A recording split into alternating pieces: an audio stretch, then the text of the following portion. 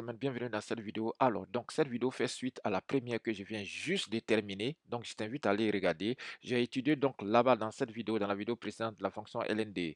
Lnd valable celui de x. On a calculé donc les limites, on a fait la dérivée, on a fait le tableau de version, on a calculé les intersections avec les axes, etc., etc. Et j'ai tracé la courbe. Donc, pour cette vidéo, je vais pas revenir sur ça. Je vais donc continuer. L'objectif, c'est de calculer la surface de révolution que vous voyez ici. Alors, pour ce faire, donc, j'ai résumé la courbe qu'on a obtenue. Donc, f de x égale à ln valable sur dx. Si vous la tracez, c'est ça. Donc, ici, on a vu qu'elle passait par les points de coordonnées, les points -1 et 1. Voilà, quand on a fait la résolution de l'intersection avec l'axe des abscisses. Voilà. Donc, ça, c'est bon. Maintenant, aujourd'hui, on va essayer de calculer la surface des révolutions. Alors, regardez ce qu'on va faire. Regardez, venez là. J'ai dessiné la courbe. Alors, regardez ici. Quand je prends, par exemple, un petit segment ici, regardez, suivez-moi très, très, très bien. Un petit segment ici, regardez là. Ce segment-là, on est d'accord que s'il tourne, s'il fait la rotation autour des axes, vous voyez, supposons qu'on fasse une rotation, je vais changer de couleur, je vais me mettre en noir, voilà, comme ça, voilà. Donc ici, regardez, donc si je fais comme ça, une rotation, vous voyez, si la courbe tourne autour de l'axe des abscisses, on est d'accord que lui, il va décrire un petit cercle, regardez, lui, il va décrire un petit cercle comme ça, et ce petit cercle, son rayon, c'est ça, son rayon, c'est cette distance que j'ai tracée en rouge. Or, cette distance, c'est quoi? Si ici, vous avez x1, on est d'accord que ça va juste faire, bon, prenons x tout court. Si ici c'est x, on est d'accord que le rayon qui est là, c'est la même longueur qui est là, donc ça fait f de x. On est d'accord? De la même manière, si votre x il est ici, ok? Si votre x il est ici, donc lui, il va faire un cercle un peu plus grand. On est d'accord? Plus grand. Et donc le rayon, c'est la longueur, c'est f de x, vous voyez. Donc chaque fois, les rayons, c'est des f de x et les cercles deviennent de plus en plus grands. D'accord? Maintenant, si je fais la somme de toutes ces surfaces-là, regardez, ces surfaces-là, ces cercles-là, si je fais les sommes, on est d'accord? Ça va me faire le volume engendré. Ça va me faire juste le volume engendré, si vous avez compris. Donc lui, regardez, lui, il va faire son cercle. Lui, puisque ça tourne autour de l'axe des abscisses, lui, il va faire son cercle. Lui aussi, il va faire son cercle. D'accord? Donc finalement, si on additionne tous ces cercles, ces surfaces-là, les surfaces obtenues là, ces surfaces-là, on est d'accord qu'on obtient finalement le volume que vous voyez ici. D'accord? Donc, on peut avoir, donc, ça, j'ai pris le cas de rotation autour de l'axe des abscisses, mais vous pouvez faire rotation autour de l'axe des Y, rotation autour de l'axe des X. Voilà. Donc, je vous montre, si vous faites, regarder les différentes rotations, vous voyez, d'abord, on va calculer. On va calculer.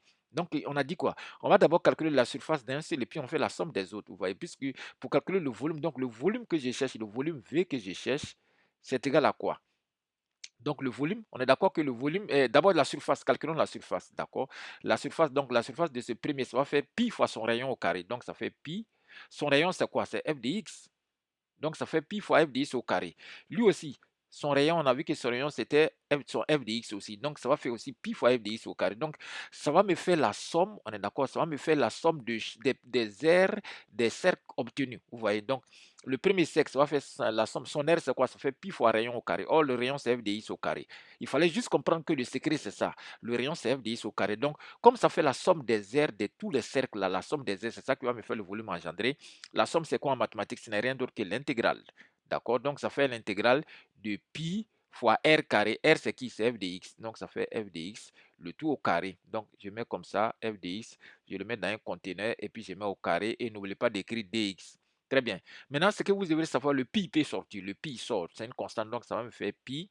Et ça va me faire juste somme de f de x. Voilà. Dx. Voilà. F de x au carré, bien sûr. Voilà. Maintenant, il s'agit de calculer ce volume-là. Maintenant, ce qu'on va faire, regardez, venons ici, dans le tableau numéro 1 où j'ai un peu plus l'espace. Regardez. Supposons qu'on veut calculer maintenant le volume de 1 à E. E, on est d'accord que c'est 2,7. Ici, c'est 1. Supposons qu'on veut calculer le volume engendré, d'accord, de 1 à E. Donc, vous avez ici 1. Pourquoi il y a un petit bug? Voilà. Donc, ici, vous avez 1 et vous avez E. E, c'est 2,7 quelque part ici. E. Voilà. Donc, le volume engendré, on est d'accord que ça va faire cette surface-là, plus son ami d'à côté, plus voilà. Donc, toute cette surface-là, voilà. Quand ça va tourner autour de l'axe des abscisses, ok? Donc, on va avoir des surfaces empilées, empilées, empilées, empilées, de sorte que ça vous donne un volume comme on a vu dans la page précédente. Voilà. Donc, ça va faire quoi? Volume égal, comme on vient de voir tout à l'heure, ça fait pi fois rayon au carré. Donc, ça fait prix entre 1 et E, puisque j'ai dit entre 1 et E. Donc, entre 1 et E de f de x dx. le tout au carré ici, voilà, puisque le rayon, ça fait pi fois rayon au carré. Et comme on fait la somme des cercles empilés, empilés, empilés, pardon, pas des cercles, des disques, voilà, je préfère dire disques, voilà, parce que cercle, c'est juste le périmètre, disque, c'est le contenu, tout et tout. Voilà, il faut faire la différence. Maintenant, c'est simple. Qu'est-ce que je fais? Donc, j'ai fait mon pi, je fais la borne 1 et E, et puis la fonction, c'est quoi? C'est ln de valable sur de x au carré, ok? Vous pouvez mettre juste ln de x, le tout au carré, c'est la même chose, puisque là, on est sur notre ensemble de définitions, donc il n'y a pas de souci, tout marche ici, voilà. Donc ici, ou bien voilà, pour ne pas vous perdre, je vais mettre le mot, voilà, je vais mettre valable sur le x, c'est pas grave. Donc ici, je vais simplifier, diviser ici. Et qu'est-ce que je fais? Je vais d'abord chercher la primitive de ça. Je fais donc une intégration par partie. Je fais donc u' de x, sans me soucier. U' de x, ça va me faire mon ln carré de valable sur le x. Voilà, c'est simple. Et maintenant, mon U, si j'ai des... non, pardon. Ça, je vais appeler ça U. Parce que si j'appelle ça U', pour intégrer, ce sera encore plus compliqué. Voilà, il faut être malin en mathématiques. Donc ici, j'appelle ça U et l'autre, je l'appelle U'. Voilà. Donc U', dérivé de ça, n'oubliez pas que pour dériver une fonction, vous avez une fonction sous la forme de f exposant n. Si vous voulez dériver, ça fait n fois f qui perd d'abord n exposant avant de se dériver. Attention, je reprends. N fois f qui perd d'abord un exposant avant de se dériver. Donc ici, vous aurez quoi? Le n, c'est 2. Le f perd un exposant, donc ça devient votre ln de x fois la dérivée de ln de x qui est seul, qui fait 1 sur x. Vous voyez, 1 sur x, je mets juste divisé par x. Puisque multiplié par 1 sur x, ça devient divisé par x. Maintenant, v. Mon v, c'est qui? Mon v, vous voyez, quand il n'y a rien à côté ici, vous pouvez mettre 1. OK? Quand il n'y a rien, vous pouvez mettre 1. Donc, votre V' là, puisque lui, il était U, donc votre V' c'est sur 1. Et ce qui implique donc que votre V, quelle fonction dérivée à donner 1, c'est X. Maintenant, vous appliquez la formule de l'intégration par partie. Vous aurez donc le volume V. V sera égal, voilà, le V là, ce sera égal à pi. Voilà, donc ça va faire pi,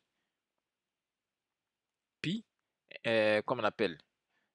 Alors, ce que je vais faire pour ne pas compliquer, je vais d'abord chercher la primitive. Je vais appeler ça grand F. Voilà. L'intégrale va m'attendre. Donc, je vais chercher d'abord la primitive de ça seulement. Donc, que j'appelle grand F de x. Donc, grand F de x, ça va faire quoi?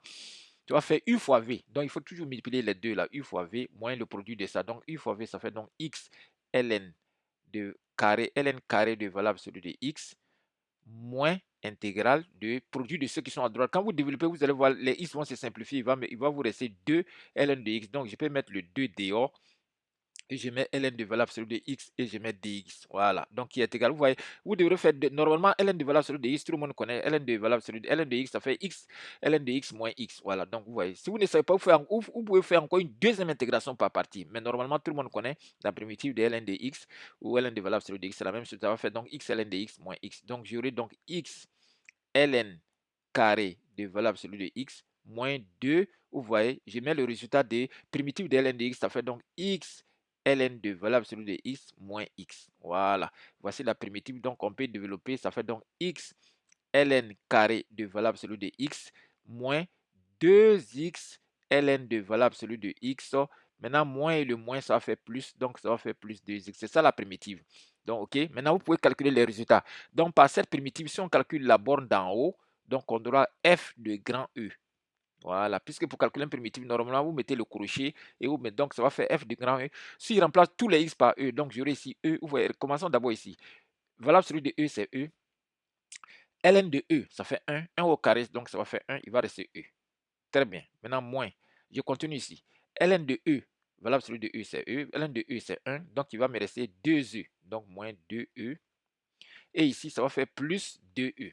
Voilà, plus 2E. OK, plus 2E. Donc, les deux là s'en vont. Voilà, si j'ai bien calculé quand même, ça va faire E. Maintenant, on fait la même chose avec f de primitive. Maintenant, la borne inférieure, c'est 1. Donc, f de 1. Voilà, égal. On y va, on fait la même chose. F de 1. ln de 1, c'est 0. D'accord, ln de 1, c'est 0. Donc, tous les ln de 1, c'est 0, 0. Il va rester que 2. Donc, il va rester que 2. Finalement, oui, 2 multiplié par 1, ça va faire 2. Donc, finalement, le résultat ici, vous voyez, ça fait donc E moins 2. Puisque vous faites la borne d'en haut, vous faites le résultat de la borne d'en haut, moins le résultat de la borne d'en bas. Non, la borne d'en haut, c'est ici. Voilà, et moins la borne d'en bas. Donc, finalement, le volume que je cherche, ce volume-là, regardez, ça va faire pi.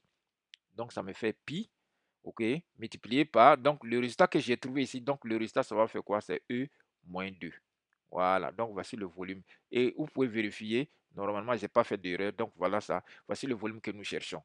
vive les maths, vive les sciences. Abonne-toi si ce n'est pas encore fait. Je vais te mettre cette vidéo dans mon Facebook et dans mon YouTube. N'oublie pas d'aller sur mon Discord aussi pour suivre les cours que je propose. Je forme, je propose des cours intéressants et pour aider tout le monde à avoir un très bon niveau en maths, en physique, en chimie, en programmation informatique. Cette vidéo est terminée.